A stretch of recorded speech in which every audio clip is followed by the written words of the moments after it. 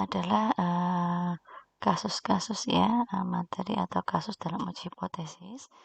Jadi di sini saya kelompokkan menjadi 3 ya. Yang pertama adalah uji hipotesis untuk 1 sampel, kemudian untuk 2 sampel, dan yang ketiga adalah uji hipotesis variansi 1 dan 2 sampel. Jadi yang variasi saya kumpulkan jadi 1. Nah, di sini untuk yang 1 sampel ada 2 kasus di mana ketika N-nya lebih dari 30 maka dia pakai Z, ketika N-nya kurang dari 30 dia pakai T. Ya, ini uji hipotesisnya ya, tadi ada 3, kemudian daerah penolakannya juga selalu ada 3. Kalau 2 sisi berarti dia kanan dan kiri daerah penolakannya. Ini kalau di sisi kanan, ya ini tadi sudah saya gambarkan, Z hitung lebih dari Z alfa. Kalau dia itu adalah sisi kiri, di sisi kiri yang ini ya, C ini adalah Z hitung kurang dari negatif Z alfa ya. Jadi ini adalah uji 2 sisi ya, ini adalah uji sisi kanan, jadi kita lihat dari H satunya sisi kanan dan C adalah uji sisi kiri.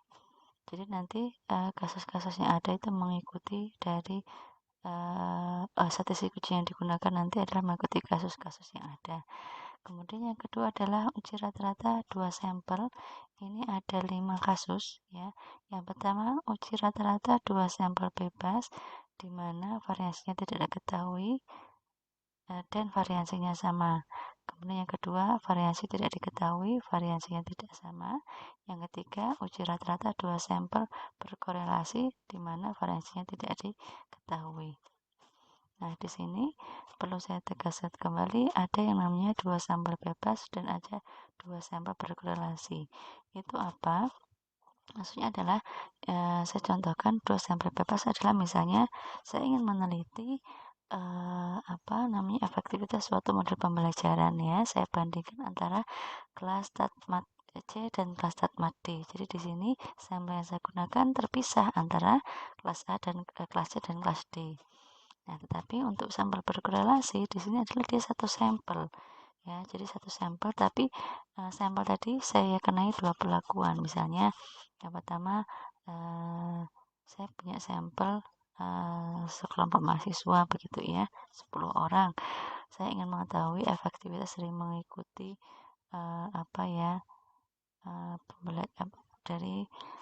misalnya pembelajaran intensif gitu ya. Nah, nanti setelah pembelajaran intensif 1 minggu misalnya 5 kali gitu hasil belajarnya seperti apa. Nah, kemudian pada kesempatan yang lain tidak ada pembelajaran intensif ya dari 10 sampel tadi, hasilnya seperti apa ya. Jadi kalau 2 sampel yang bebas itu memang 2 kelompok yang berbeda, tapi kalau 2 sampel berkorelasi itu 1 sampel yang dikenai 2 perlakuan kemudian dibandingkan.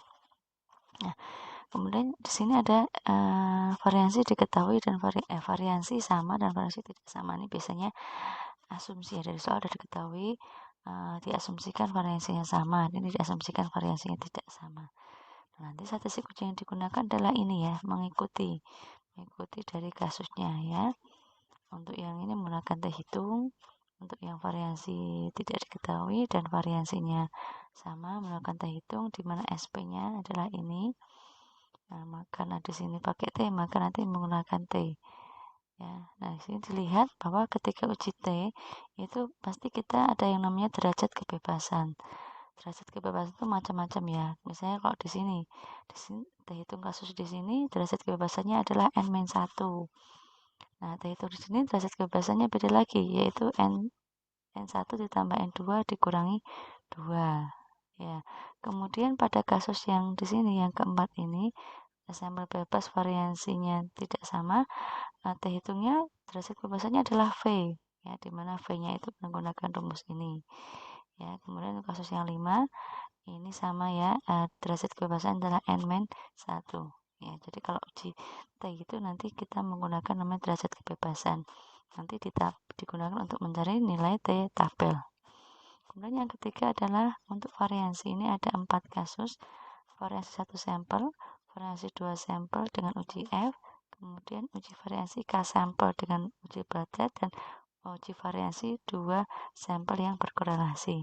Jadi untuk sampel bebas dan sampel berkorelasi sudah saya jelaskan. Untuk variasi satu sampel nanti uji statistiknya pakai ini ya, ini namanya uji kuadrat ya, seperti X ya, seperti X kuadrat, ini namanya C kuadrat. Kemudian ini hipotesisnya sama ya, uji satu sisi, dua sisi kanan, sisi kiri. Tapi di sini tetanya tadi ya, saya ganti dengan variansi atau sigma kuadrat karena di sini adalah uji variansi. Kalau ini tadi khusus uji rata-rata ya, maka tetanya tadi ya saya ganti dengan mu. Kemudian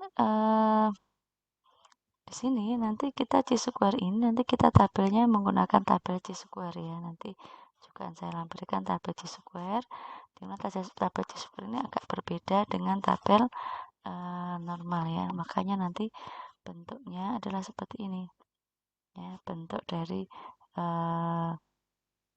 apa namanya, tabelnya adalah ini 1 min alfa per 2 n-1. Jadi nanti di sini akan mengikuti apa namanya, dari alfanya itu akan mengikuti dari sini ya. Kemudian uji variansi untuk sampel bebas menggunakan uji F ya.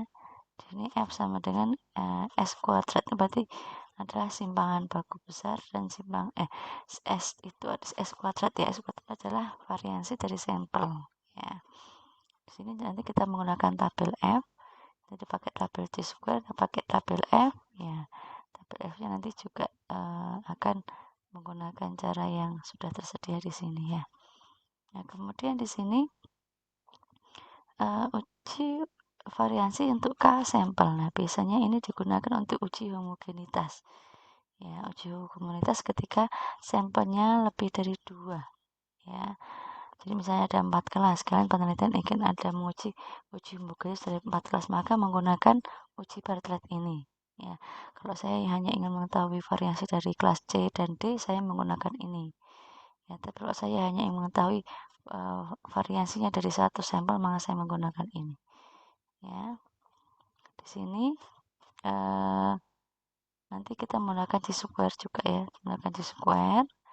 Kemudian yang terakhir adalah uji variansi sampel berkorelasi menggunakan T. Ya, menggunakan uji T, di mana nanti derajat kebebasannya adalah alfa per 2 n per 2 untuk uji dua sisinya, atau T alfa D-nya n-2 untuk uji satu sisi. Nah, jadi ini adalah kasus-kasus yang nanti akan kita pelajari dalam uji hipotesis.